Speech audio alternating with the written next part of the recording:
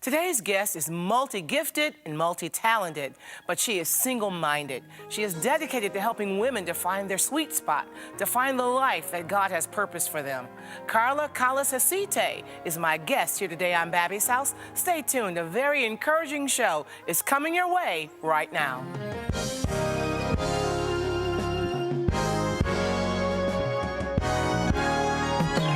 Babbie's house, Babbie's house. Every day is filled with possibility. At Babbie's house, Babbie's house. Everybody is family. Welcome to Babbie's house.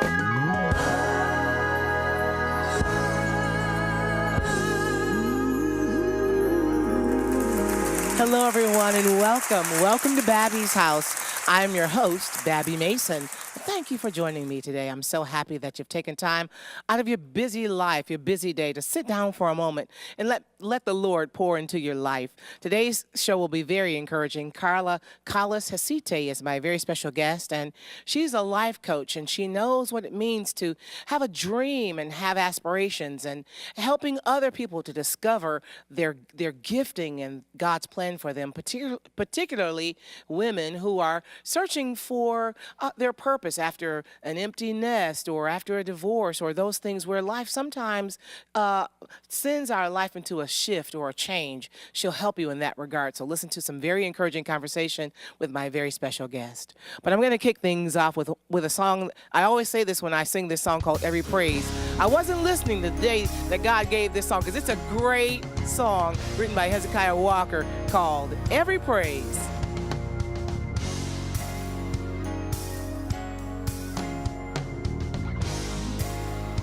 Come on, sing it with me. Sing every praise. Every praise, yes, is to our God. Every word of worship, with one accord. Every praise, every praise, is to our God. That's right.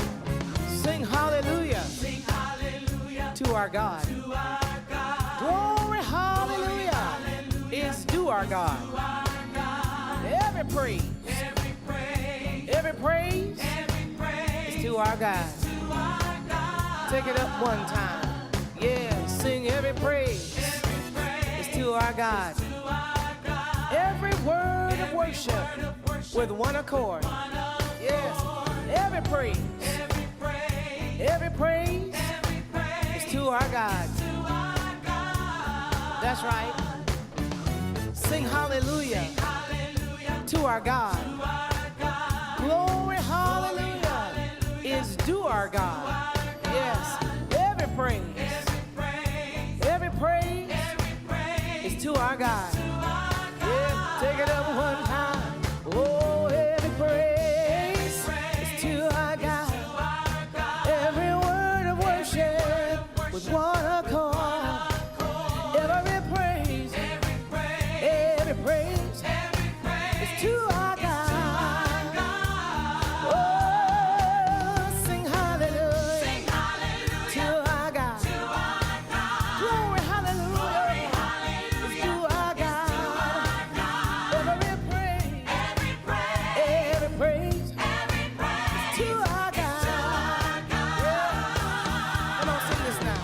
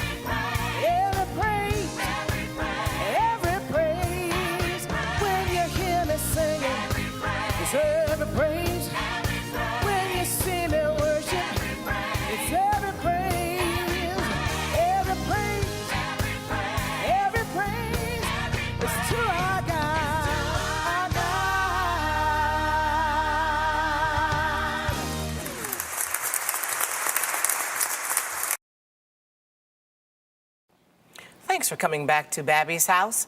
I wanted to introduce you to Carla Collis Gesite. And she is a business person, she's a life coach, she's a recovering workaholic, and a former perfectionist. But what that means is she's had a lot of experience in discovering her gifts, her talents, and God's purpose, and the desire to pour all of that into the lives of others. Will you help me to welcome to Babbie's house, Carla Collis Gesite. My friend, I'm so happy to have you on the show today. Thank you for being here. Oh, thank you for having me, Babbie. I'm excited to be here. Oh, excited to have you. You know, immediately, as I read a little bit about your bio, you know, your experience totally resonates with me because, you know, I think everything that God gave me, I have to do it. I have to use it now because that idea that I have to do it now because if I don't, I might forget it or somebody else might do it and then I'll be disappointed because I didn't do it. But that sometimes leads to exhaustion and Yes. a frazzled life. But so you know about trying to find that sweet spot while doing all of that to give God glory with your life, and you want to do that for others. Yes. So talk to me, you are a life coach, and we'll get to all of that, but I want to hear a little bit about your background. Talk to me about some of the things that you've done that have kind of led you to what you're doing now. Well, it all starts with my childhood. I'm the classic take charge firstborn, and that has a lot of good aspects of it, but it also can have some drawbacks. And so looking back, you know, I was that kid that sat on the front row and raised their hand for every question. And if I got anything less than 100 on my papers, then I would just burst into tears and be sick to my stomach. And it wasn't external pressure. It wasn't from my parents or teachers. It was an internal thing. It's like, looking back, I really think I thought my purpose was to perform. It's like, okay, you got to be good enough. You got to earn your worth. Even though I knew God loved me, I didn't grasp that back then. Wow. So that's kind of the perfectionistic tendencies, and they followed me all the way through school. And that perfectionistic attitude, mindset, leads to workaholism. I mean, because you just feel like you've got to be good at it. Not only do you have to be good at it, you have to be perfect at it. And that leads you to working and overworking, trying to uphold that life and that attitude and that mindset. So when did you decide that enough was enough and that working towards perfection is just really not possible in our own human flesh? It was when I was in my 40s, well, 30s and 40s actually. The first big epiphany was I had climbed the corporate ladder, the cliche, and I had the nice title and the national team, and I worked for a marketing research company. But I was working myself to death, and I was just exhausted. And it was a beautiful Saturday, and I was in the office. And even though I put myself in that situation, I resented my job at that point. And I was like, where is everybody else?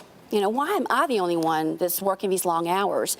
And it was as if God tapped me on the shoulder and said, you know, they're not here, Carla, because they chose not to be here.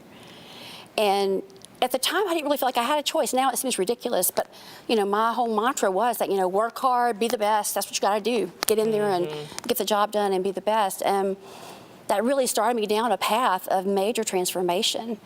God letting me know that I was about a lot more than my work and my accomplishments. My whole identity was tied up in that. And it really was an identity crisis. So I was like, well, who am I? You know, if I'm not the vice president and then a marketing researcher. And what God began to show me is that it's all about who I am in Christ. Yes. And who He created me to be. Now, what I do flows from that, but what's important is not what I do or the accomplishments. What's important is that I'm true to who He made me to be. Yes, our worth does not come from what we do, Right. but in whose we are. And that's so powerful when we wrap our minds around the fact that Jesus paid it all. That's right. Amen. Salvation it's free, but it's not cheap. You know, Jesus did it all. And our life is a response to what He has done. And so I'm so grateful that that resonates with me and with so many other women who are working with you now. You have this vision to help women to find their sweet spot, to find their purpose. Talk to me about this desire to help others. Well, I came from such a obsessive kind of place. You know, I was always thinking about how I was going to be the best and do the best and accomplish. And I'm living a life now, and it sounds kind of cliche, but I really didn't think I could live with this much peace and fulfillment. I'm really a very different person, you know, this 15, 20 years later than I was then. And that's what I want for every woman is, you know, I can embrace who God created me to be. Yes. Not worry about who I'm not.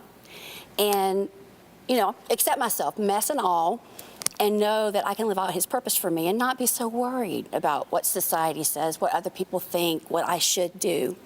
It's what has God called me to do. He's wired me in a particular way. He's given me particular experiences. Yes. I'm passionate about particular things, and how do I bring that together into my purpose and do the same thing for other women? So specifically, how and what do you do for other women to help them to find that sweet spot or to find God's purpose? Is there a system? Is there a curriculum? Tell me specifically how you help them. You want the secret formula. I do. Well, I think we make it a lot more complicated than it has to be, because when people come to work with me, they're not usually saying, I want to find my purpose. They're saying, I want to plan my next chapter in life. And over the course of doing that, the purpose emerges. Mm-hmm. You know, I think there's this myth that purpose is so hard to find and that it has to be something big. You know, I think some people are afraid to find their purpose. They think, what if God calls me to sell all my belongings and be like Mother Teresa, you know? But I encourage them and say, your purpose is something you're going to want to do. It's something God put in your heart. Now, that's not to say you might not have sacrifices that you make, but it's something that God put in you. And it's sort of like it's woven into the fabric of who you are, your purpose is. So I always tell people, you're already living your purpose. But what happens is if you really uncover what that purpose is, you can be more intentional about letting it go through all of your life, and it gives you a lot more fulfillment. And it's really sort of a theme running through your life. Yes. So, like, for instance, one of my clients was, and she actually was someone who came and said, I've got to find my purpose. I've been looking for it for years. I can't find it. Wow. And as we worked together, she realized that she had a real gift for putting people at ease and really being fully present with them. And, you know, I think a lot of times, Babbie, we downplay our strengths because we think, oh, everybody has that because it's natural to us. But that's not a natural gift. And so what she decided is that her purpose is to lift people up and bring out the rest. That's her purpose. Yes. So that woman that comes to you for to help her find focus or to help stir up her gifts, is there a typical kind of woman that comes to you? Is she a certain age group or a certain demographic or a certain status? What does she look like? And most of my clients are in their 40s and 50s. I think that's a time when we often start kind of reevaluating where we are. Mm-hmm. And some of these women are where I was. They were married to their work. You know, I didn't get married to a man until I was 47. Wow. Because I was so married to my work. So it can happen, ladies. It can happen. But the idea is that I lost my train of thought. Well, I was asking you, who is that woman that comes to you for direction or for focus? Yes, you know, thank you. what is her age group, her demographic, her challenges, her problems? What does she look like? I got so excited I got carried away. Absolutely, and that's quite all right. Well, the women that come to me quite often are where I was. They're married to their work. They resent their work. They're kind of angry. They have a chip on their shoulder. And they say, I don't want to be like this anymore. And they want to take their personal life back, and sometimes that means taking new work, and sometimes it doesn't. And they're usually either married with no kids or single. And then the other group of women that I love working with is women who are either empty nesters or getting ready to be. Ideally getting ready to be, so they plan ahead. But what happens is they, just like the workaholic women, they've been putting themselves last behind family, children. And they've finally got a time when they're saying, you know, my child's going to be gone off to college. What am I going to do with all this newfound time and energy? And even if they're working outside the home, maybe their job's not what they really want. So this is their time to look at, you know, what is my purpose and what does God have for me in this next chapter in my life? You know, I love this mindset and the direction of this conversation because it's so encouraging, because a lot of women feel that they have no purpose once their kids are grown. I remember the day that our son went off to school and went off to college, and I walked by his room and it didn't smell like tennis shoes anymore, and it was perfectly, you know, the bed was made, all the clothes were picked up, and I sat on the end of his bed and I had a really good cry. And, you know, I wondered if that part of me was gone, or if I really had a real purpose after my kids left home. But I really think that a part of me that was kind of dormant came to life, and a new part of me emerged. And I'm sure a lot of women feel like that. So when you help them, the purpose of a life coach, we have a couple of minutes left in this segment, but talk to me about the purpose of a life coach. Is it, what do you do like in a typical session maybe? Well, a good analogy is when somebody works with a personal trainer for their fitness goals. Just as they do that, a life coach helps you with your life goals, whatever those happen to look like.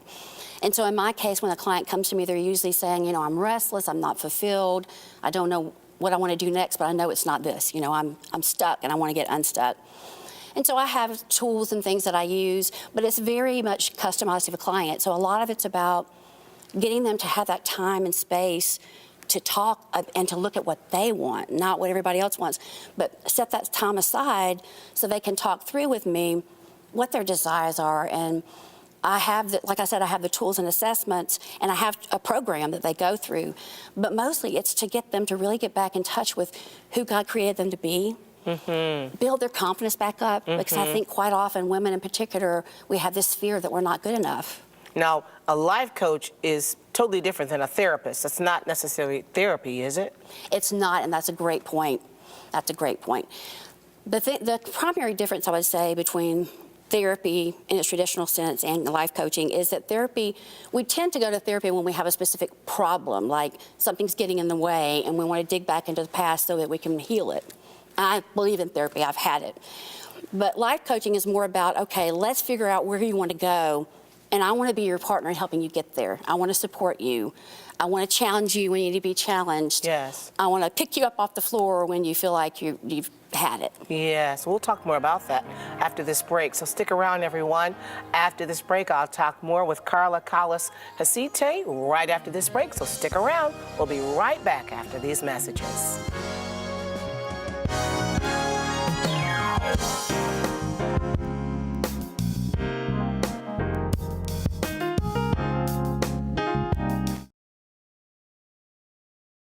I am so glad you came back to Babbie's house. My conversation with Carla Collis Gesite, who is a life coach and one of those people that will run alongside you or run alongside her clients and help them to be their best, help them to find their purpose. I want to talk a little bit more about purpose.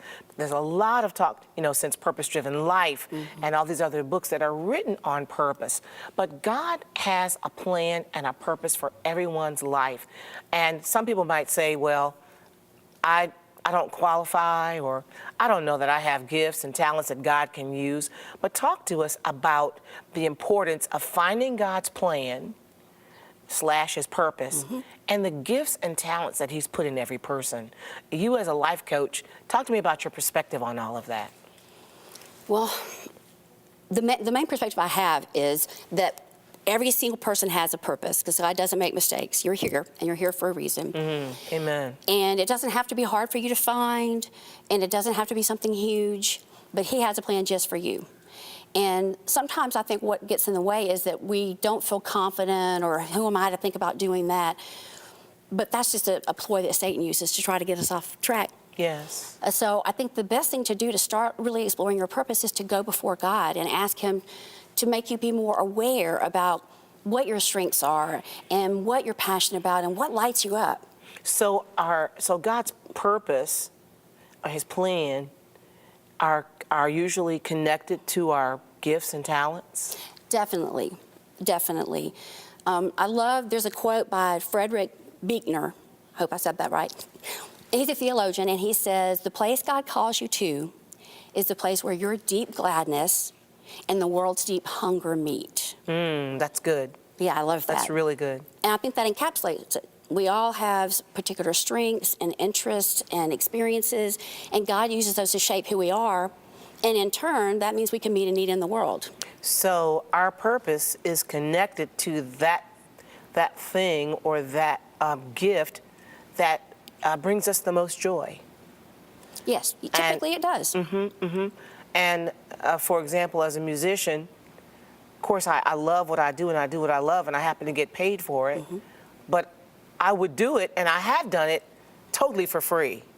and I do it with passion. I sing anywhere and everywhere.